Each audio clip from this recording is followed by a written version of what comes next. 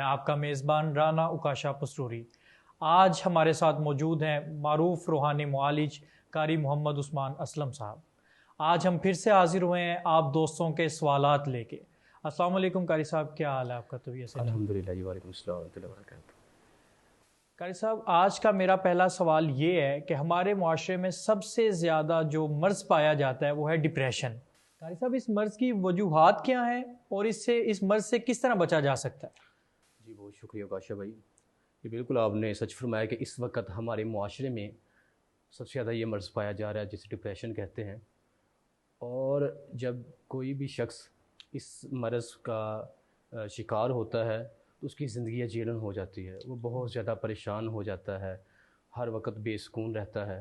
اور اصل میں ڈپریشن اسے کہا جاتا ہے کہ جب ذہنی دباؤ ہوتا ہے، اس چیز کو ہم ڈپریشن کہتے ہیں۔ اور ذہنی دباؤ تبھی ہوتا ہے جب انسان کا سکون برباد ہو جاتا ہے۔ اب سکون برباد ہونے کی بہت سی وجوہات ہیں۔ کوئی گھریلو جھگڑوں کی وجہ سے انسان پریشان ہو جاتا ہے، اس کا سکون ختم ہو گیا ہے۔ اس کے پاس اچھا کاروبار نہیں ہے، اس کا سکون برباد ہو گیا ہے۔ اس کے پاس اولاد نہیں ہو رہی ہے، بے اولادی کی وجہ سے وہ شخص پریشان ہے، اس کا سکون ختم ہو چکا ہے۔ اگر اولاد ہے، اولاد نافرمان ہے جس کی وجہ سے اس کا سکون ختم ہو چکا ہوا ہے۔ اس طرح وہ مسلسل بیمار ہے، بیماری کا شکار ہے تو وہ پریشان ہے، اس کا سکون ختم ہو چکا ہوا ہے۔ اور سب سے بڑھ کر کہ جب انسان نا امید ہو جاتا ہے، کوئی بھی اس کی جو کوئی مسئلہ ہے اس میں اسے وقت زیادہ ہو چکا ہے، مطلب کہ اگر وہ مسلسل بیمار ہے، نا امید ہو گیا ہے، کوئی پتہ نہیں مجھے اب صحت ملے گی یا نہیں ملے گی، میرا کاروبار چلتا تھا بند ہو گیا، ڈپریشن کا شکار ہو گیا ہے، اور نا امید ہے کہ پتہ نہیں نہ جانے دوبارہ میرا کاروبار چلے گا نہیں چلے گا۔ اس طرح جتنے بھی معاملات ہیں، اس کی کوئی پسندیدہ چیز اسے حاصل ہوئی ہے دوبارہ چھن گئی ہے تو اس پہ وہ ڈپریشن کا شکار ہو گیا ہے، نا امید ہو گیا ہے۔ تو سب سے پہلی بات میری یہ یاد رکھیے گا کہ جو نا امیدی ہے یہ مسلمان کے شان ہی نہیں ہے۔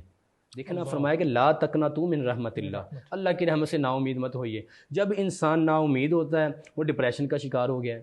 یار مجھے آپ بتائیں اس بات کو کہ کیا جس رب نے آپ کو پہلے صحت دی تھی، اب بیماری آ گئی ہے، تو کیا وہ میرا رب آپ کو دوبارہ صحت دینے پر قادر نہیں ہے؟ جو مال آپ کو اللہ رب العزت نے پہلے عطا فرمایا تھا، اگر اب وہ نہیں ہے، وہ چھن گیا ہے کسی وجہ سے، کیا وہ رب آپ کو دوبارہ وہ مال نہیں دے گا؟ اولاد نافرمان ہوگی، کیا دوبارہ تابع دار نہیں ہو سکتی ہے؟ کوئی آپ کی چیز چھن چکی ہے تو کیا وہ اللہ واپس نہیں دے گا؟ ٹھیک ہے، بات یہ ہے کہ نا امید نہ ہو، لا تقنطوا من رحمت اللہ، نا امید مت ہو، تو اللہ رب العزت انشاءاللہ تعالیٰ آپ کو شفا دے گا اور اس بیماری سے اللہ آپ کو بچا کر رکھے گا۔ اب اس کے آتے ہیں علاج کی طرف۔ اگر کوئی شخص ڈپریشن کا شکار ہو چکا ہے، سب سے پہلے وہ نا امیدی چھوڑ دے، اسے یقین ہونا چاہیے، قرآن پر اس کا بلیو ہونا چاہیے کہ ہم نے نا امید نہیں ہونا ہے۔ اور جیسا کہ میں نے پہلے عرض کیا ہے کہ یہ جو ڈپریشن کا مرض ہے یہ تب ہوتا ہے جب انسان بے سکون ہو جاتا ہے۔ تو سب سے پہلے ہم نے اپنا سکون تلاش کرنا ہے۔ تو سکون ہمیں کہاں ملے گا؟ الا بذکر اللہ تطمئن القلوب، دلوں کا سکون اللہ کے ذکر میں ہے۔ اور ذکر ہم کیا کریں؟